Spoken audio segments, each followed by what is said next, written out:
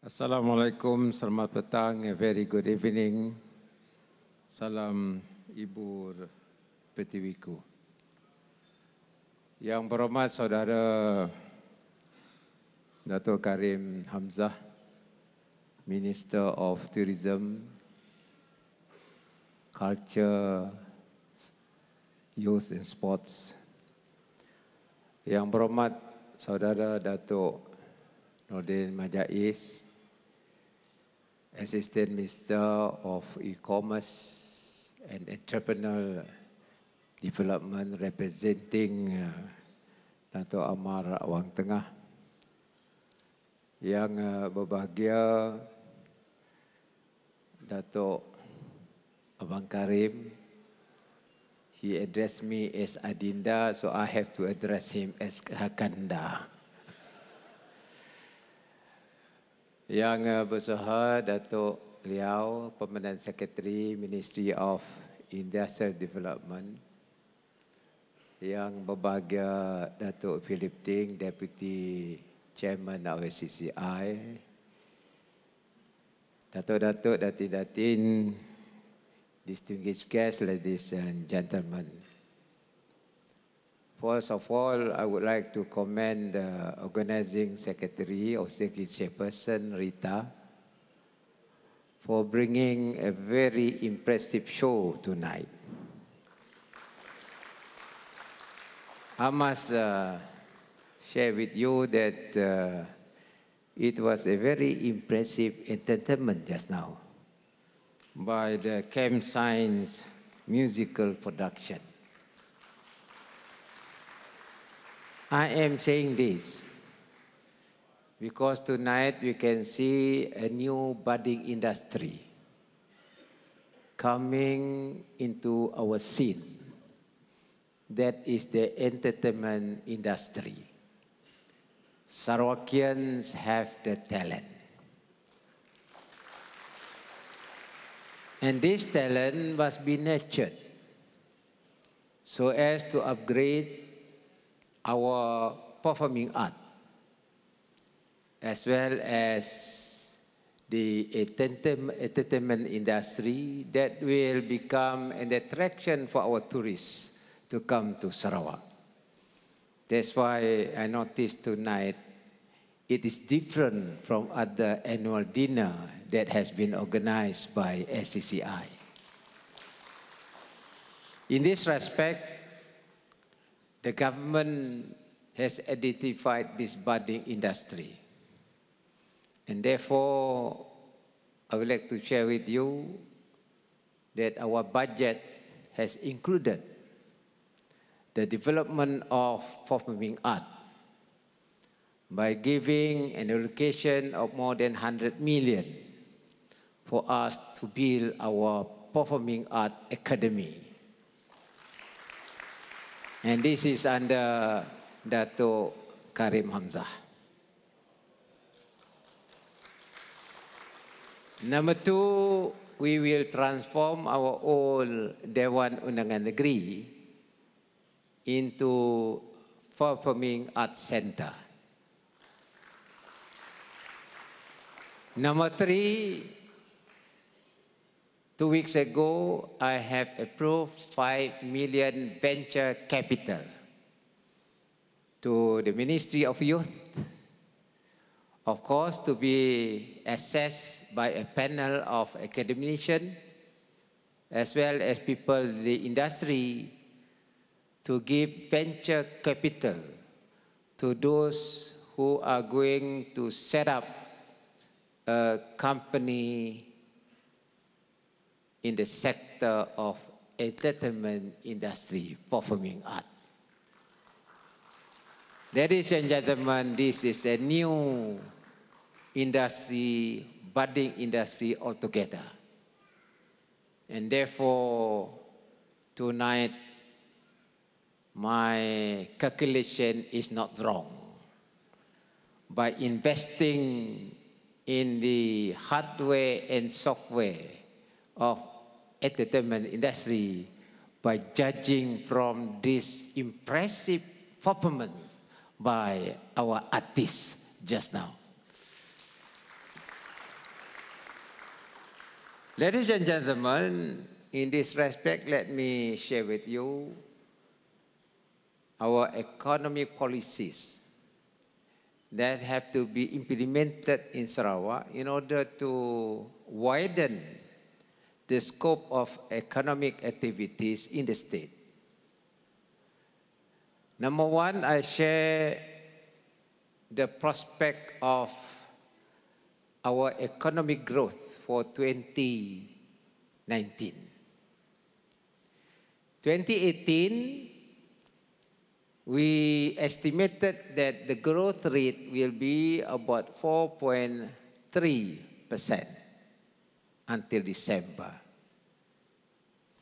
Against that growth, we have devised our budget by increasing public spending for 2019.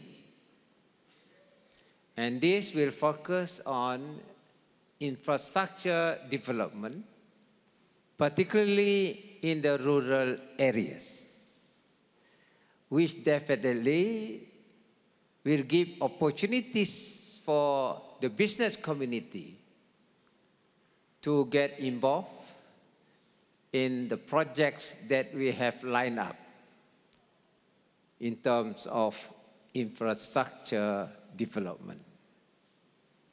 Our budget next year, as you know, is about 11 billion ringgit, a record budget for Sarawak. And therefore, the expenditure direct from our revenue is about 10.5 billion, and the other 2 billion, roughly 2 billion, is from alternative funding, from our own source of funding, particularly from Development Bank of Sarawak. But the 10 billion comes from our own revenue, which is expected to be also about 10.5 something billion, having a surplus budget of 122 million. When announced, I just want to try before the budget that we are going to have big budget. My opponents say that Abang Jo will eat up our reserve. As you know, 10 billion is a very colossal sum. And therefore, they thought that as we have a good reserve, our revenue at that time normally is about 5, 6, 7 billion. How am I going to get the extra money? Even one professor said that GPS government will make use of the reserve to boost up our economic development because of the pending election. I do not know when is the election, because our term is still there, more than 2 years. Then there was a surprise during the budget presentation. I introduced sales tax, 5% on our petroleum products, including crude oil. That gives us additional 3.5 billion ringgit into our coffer. This is something they never think of. And you know, one of them say, why now? Why didn't the government impose it last time? To use that constitutional right that we have to impose sales tax on commodities under Schedule 10 of our Constitution. Why only now? My answer is simple. I was not the chief minister then. Somebody else, the chief minister. But now I'm the chief minister. I saw that right. Under Schedule 10, we can impose sales tax on commodities. We have imposed on our palm oil. Why can't we impose on our crude oil? Mana boleh Petronas saja. Kita mesti ambil duit minyak. So I imposed that 5% and giving us additional revenue of 3.5 billion on the assumption of crude oil price at $60 per barrel. Today the price is about 63, 64. When we planned our budget, the price was over 70. But with sanction on Iran, as well as the problem in Middle East, my calculation is the price will be above 60. Cannot be below 60 until December 2019. If the price is above 60, 63, 65, or even 70, we get additional income again. Then therefore, no problem to promote our performing art, because we got the money. So economic policies must be right, revenue must be right, you must try to find additional revenue. Thank God I managed to get this revenue, additional revenue to our state coffers. Then with that revenue, we increase our public spending, and that will give growth to our economy, particularly construction. Construction will benefit from this, including professional, particularly all the consultants, because we are going to build our water supply in the rural areas. That will cost us 2.8 billion ringgit. Power supply, rural area, 2.3 billion. And then construction of roads and bridges. So within a period of 3 years, I'm sure people, the business community will be very busy. You make money, I am happy. And then people will get the benefit from this holistic economic development that we are going to implement. We are going to build jambatan bridge at Rambungan. Rambungan will connect Kuching to Sematan, Teluk Melano, and Lundu. Entrepreneurs, business community can look at the opportunities there for tourism. We are going to build another bridge, Batang Lupa, that costs about 1 billion. We are going to build another bridge at Batang Saribas, another bridge at Muara Lasa, an iconic bridge across Kamena River that connect Bintulu town to Kampung Jepak, near the mouth, and then straight to airport. It takes only 15 minutes to drive to airport from Bintulu town. It is iconic, and therefore Bintulu will have 2 sectors that can attract people to Bintulu. One is industrialization, number 2 is tourism.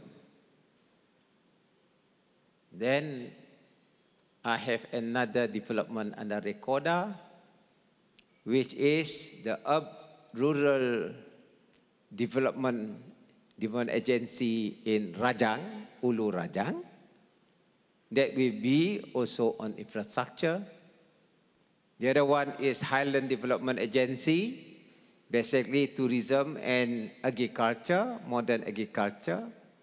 Today, the tuai rumah, the ketua masyarakat, as well as the leaders with the Dato' Amar Douglas Ugah, I think they are planning to go to Chiang Mai in Thailand, adopting modern agricultural production. Because Chiang Mai, as you know, was developed by the king, the late king of Thailand, to transform agriculture in Thailand. So today we are going to transform Highland Development Authority Agency in Baram. Then we have the northern part, Limbang Lawas, facing Brunei Bay, as a development-centric initiated by both Brunei and Sarawak in livestock as well as in modern agriculture. In other words, these are the development that are going to be developed in this area from Kuching right up to Lawas within these 3 years. If I can manage to get the revenue of 10 billion a year, and then development, 76% on development, is about 9 billion development.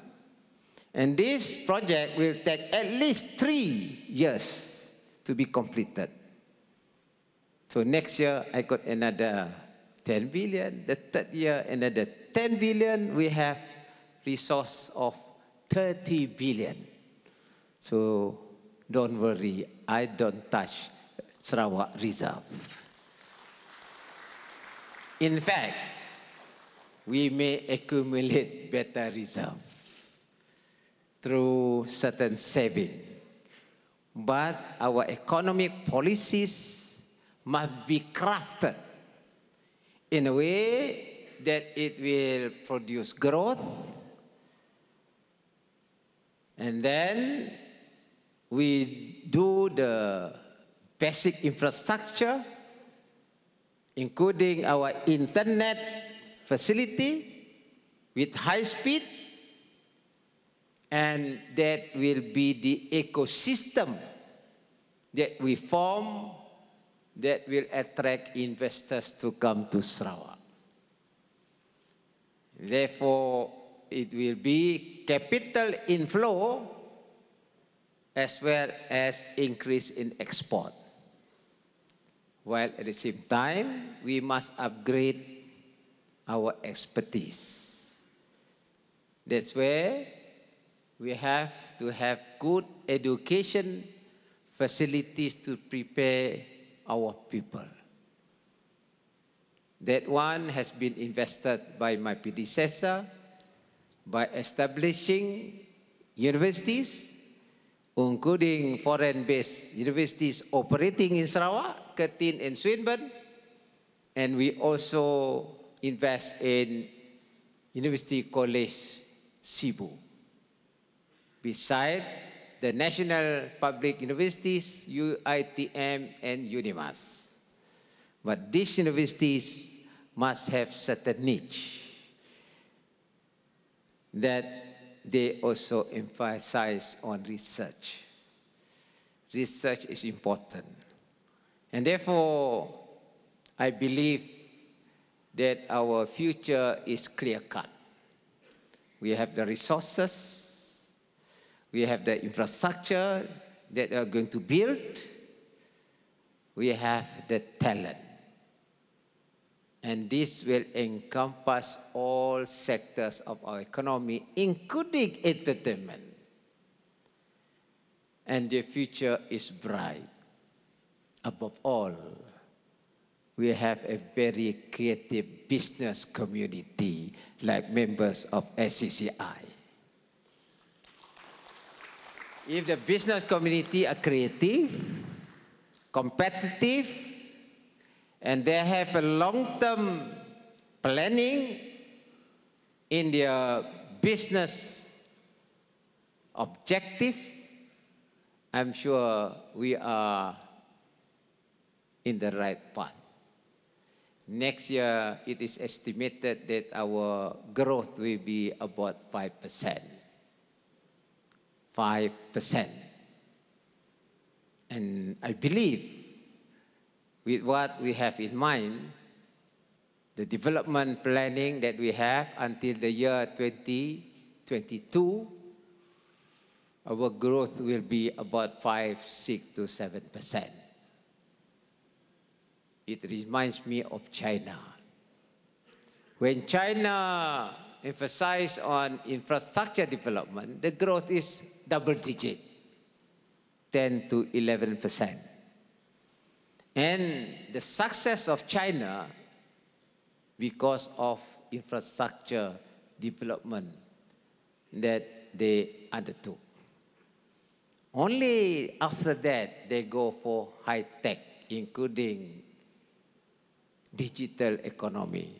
That's where Huawei come in, Tencent come in, all these digital companies come in, with their automobile playing a very important role. Up to Malaysia also, we have automobile assembled by Chinese company, though the name is Proton.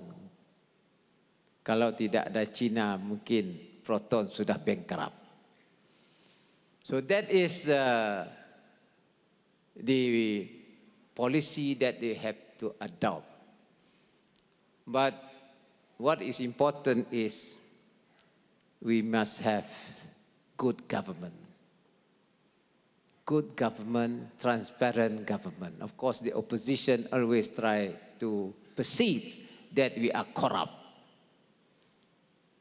I have invited MACC as well as Auditor General to assist us in fighting corruption.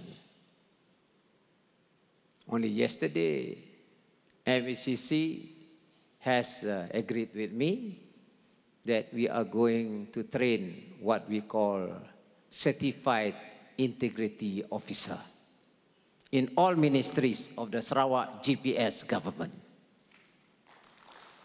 to make sure it is transparent and compliance to procedure. Once we have that, we don't have any leakages and let the business community compete among themselves in order to get the job. No lobby for me. They cannot lobby ministers because we have the certified integrity officer in all ministries. It is based on open competition, tender, open tender. But the problem is some people who may not get the job try to create story. They may not get the consultancy services, then they feed wrong information to people who are with them. And these people try to create the perception. But we know what's going on in the private sector too. There are jealousies among themselves. So they pinpoint out that the state government is corrupt. Mind you, I take this seriously. When I became chief minister, the first thing that I did is all ministers pledge in front of MACC and the minister in charge that we comply. But we know very well some people who cannot get it try to create story. But I must share with you that the economy will be in shambles if corruption is there. There's a book called Failed State. Why the state is not successful? Because corruption. And we must fear God. Business community also must fear God.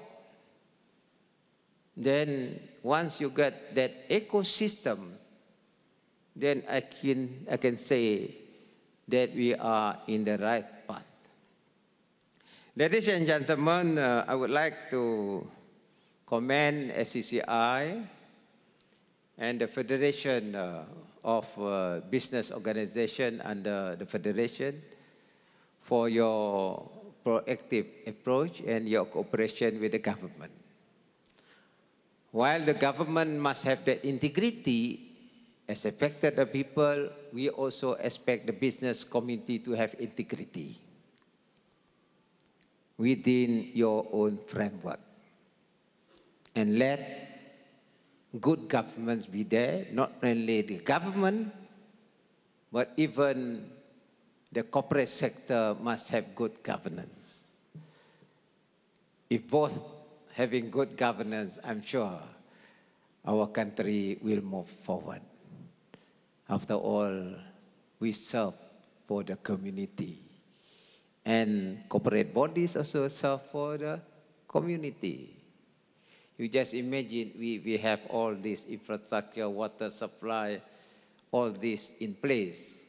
People got all what they need. And then for their anak, they can go to good school. They have better food. And this is, I think, the common objective of every one of us.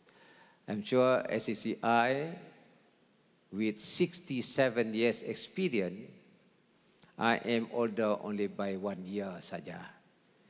I am 68. SCCI 67.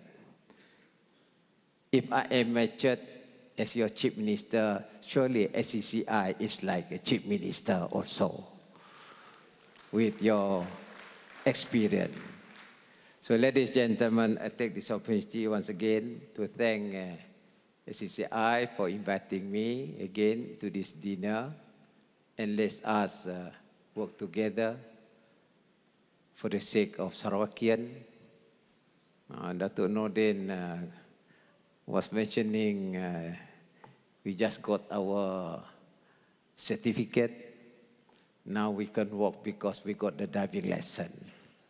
Last time we cannot drive GPS, though the global positioning system is already there, because we didn't have the license.